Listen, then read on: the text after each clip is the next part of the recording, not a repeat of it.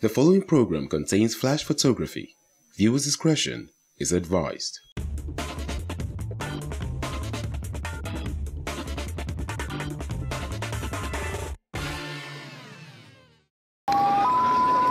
It was indeed a celebration of a life well spent as dignitaries from all walks of life converged on the ancient town of Ado-Ekiti, Ekiti State, for the burial of one of the illustrious sons of the city, the late Funmilayo, Lawrence Ajan. His corpse was moved in a motorcade to the church for the burial service by the undertaker amidst pomp and ceremony.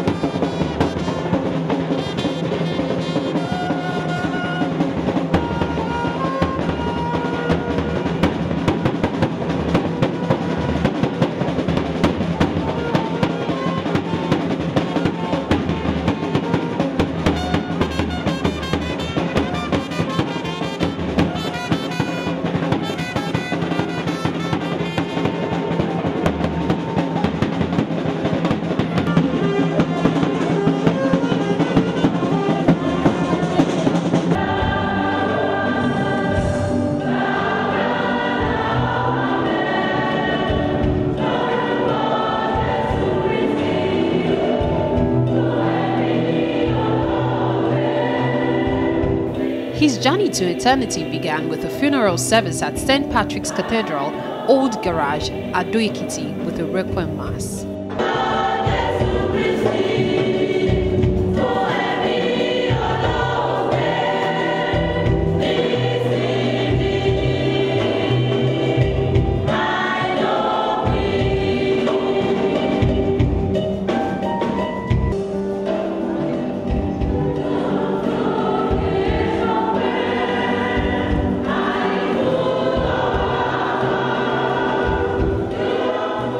He was ushered into the church in a carnival-like atmosphere.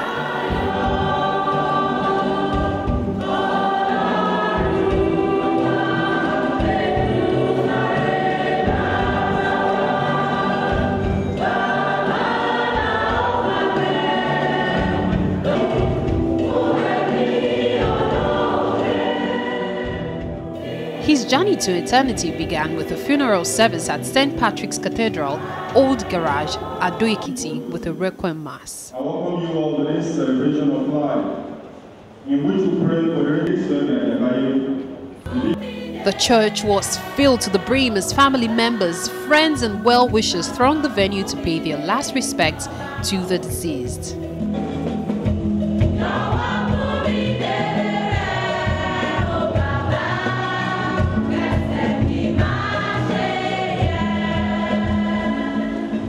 Also in attendance were the who is who in the Catholic Church in Ekiti State, including Emeritus Bishop of Ekiti Diocese, Most Reverend Fagun, and Catholic Bishop of Ekiti Diocese, Most Reverend Ajakaye, amongst others.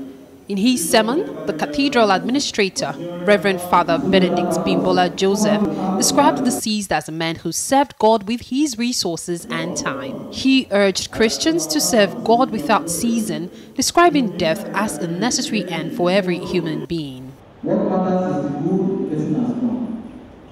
On the day of death, many of us will remember everything good about the person who has died, which is not difficult. Because at this time, the good that person has done stands out. It is gathered together in a sheaf. That good was always there all the time. But we may have overlooked it, or it may have been partly obscured by the winds of imperfect life and relationship. After the thought-provoking sermon, the body of the late Ajan, accompanied by sympathizers, moved to the cemetery in a colorful motorcade. The children and family members led the dignitaries to the burial ground.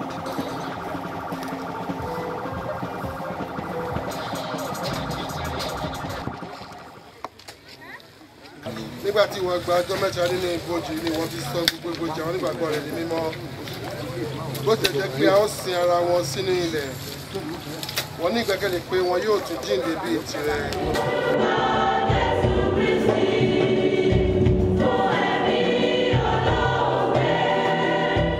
Here the dam of emotion broke as his body was lowered into the grave.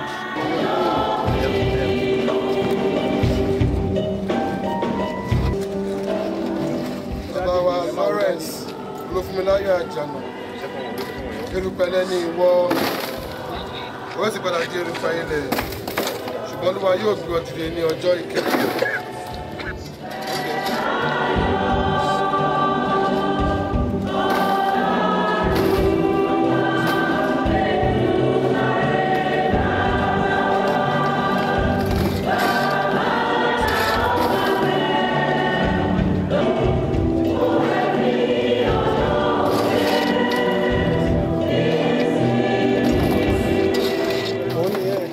Arákùnrin wa yìí ti gba ìbátísí fún àtúnbí àti ìwẹ̀nùmọ́ tí a sì fi róye ìyà sí mímọ́. Ìwọ jẹ́ kí ó di ọ̀kan nínú ẹgbẹ́ àwọn ènìyàn mímọ́ rẹ, àwa ń bẹ̀ Olúwa. Bí a ti fi ara àti ẹ̀jẹ̀ rẹ̀ bọ nínú ayé yìí, jọ̀wọ́ jẹ́ kí ó ní ibùjókòó nínú àsè ìjọba rẹ ní ọ̀run, àwa ń bẹ̀ Olúwa. Wá tù wá nínú nítorí ìbànújẹ́ wa lórí òkú arákùnrin wa yìí, jẹ́ kí gbàgbọ́ wa fún wa ní ìtura, kí a ní pẹ́ kó sì fún wa ní ìrètí, àwa ń bẹ̀ Olúwa. Àlàáfíà ní tìrẹ títí ayé, bọ́ sínú ayọ̀ rẹ. Bàbá àti ọmọ àti ẹ̀mí mímọ́.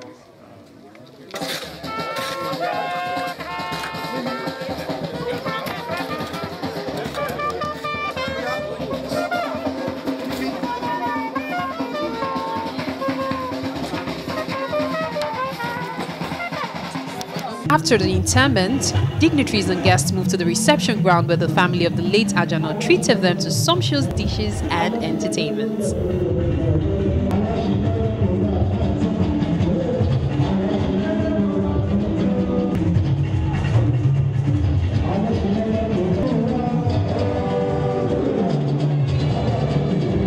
Members of staff of Continental Broadcasting Service were on hand to celebrate with one of their own, Sunday, who is one of the sons of the deceased.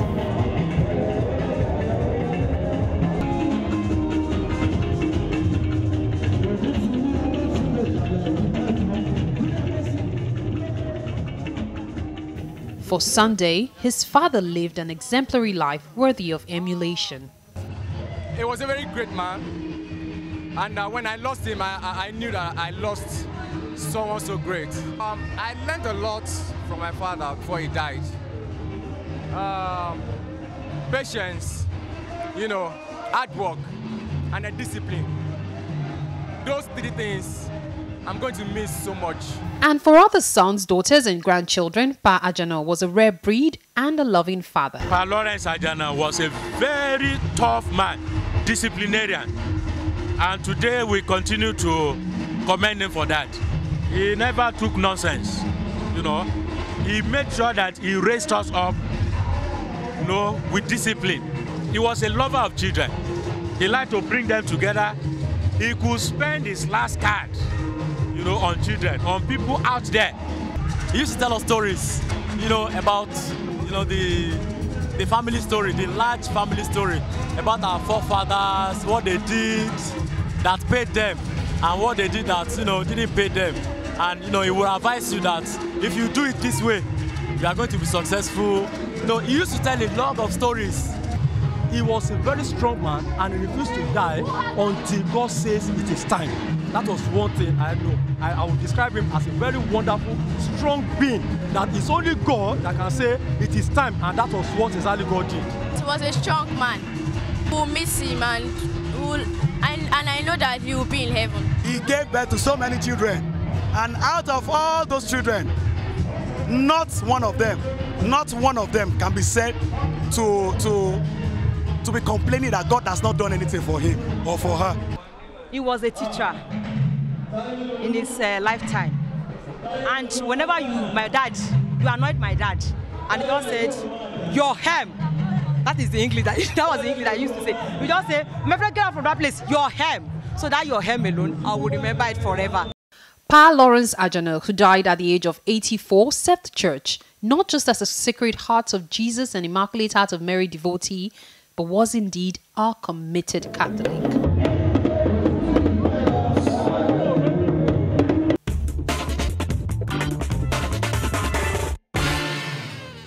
It was undoubtedly a memorable night for lovers of top-notch entertainment as they gathered in large numbers to witness and most importantly enjoy the historical long-awaited night of entertainment tagged Ajegunle to the world. There's a Yoruba proverb that says, "Uno kokodudu le kofufin jade." Inside the black pot, that's where the white paps come from. Even Jesus Christ was born in Bethlehem in a manger, but if you come from a place, whether they neglect Ajegunle or they don't neglect us, so we move on. Exactly. No kind. So, like me, I went through, in short, I'm a great testimony about what you are talking about. I grew up in Ajegunle. I know the way I hustle and bustle and struggle to get, and you see, when there is pain, brings joy. So this is not the time to talk about we have been neglected, we have been done. Today we are celebrating Ajegunle, we are going to the world. So if the dream that we have been dreaming, some young lads from our neighborhood decided to come together and organize this type of event, some people go back and start castigating. I'm not doing that. I move on. That's why I say move on, Ajegunle. Onoyeme, Wole Patam Jajano, say you're on this show. Today Ajegunle de Jojo. I feel elated, I feel happy. I feel honored. I feel that I'm fulfilling a kind of destiny that the whole of AJ City, which we call Jolly City, the Ajegunle, is being unveiled to the world.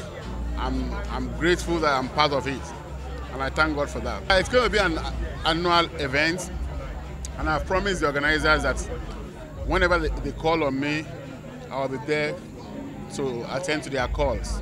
Today we are celebrating Ajegunle to the world, which means Ajegunle is telling the world that we are here, we are on, we've been there before and we are still on. We are not just to the world, but we are at the top of the world this time because the world is hearing us and they are feeling us. We're here to promote Ajegunle, to take away the stigma that we're all drug addicts and uneducated people. We want the world to know we're extremely educated. They're very good people in Ajegunle, and then also to encourage people and parents, to educate the children, because it's the youth that will carry the Ajegunle on.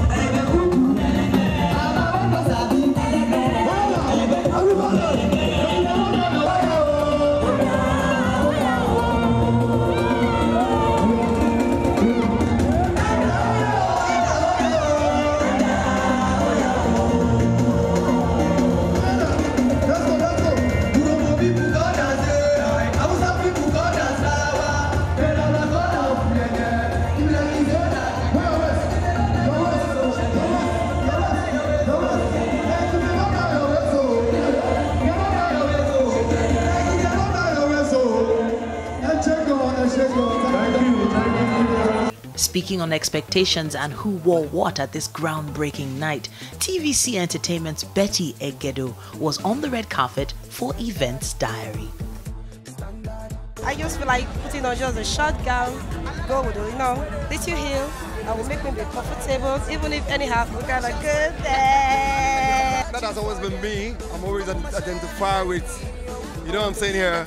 So it's just me, and I think I have to give it what it takes.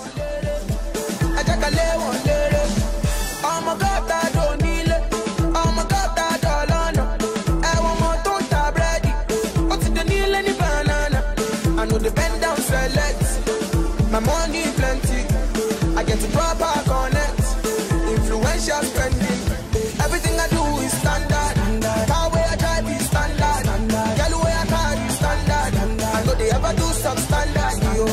say you is standard. I say me is standard.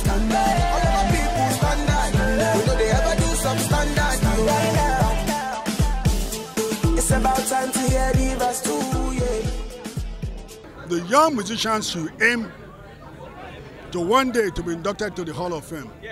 You know, so they can have history.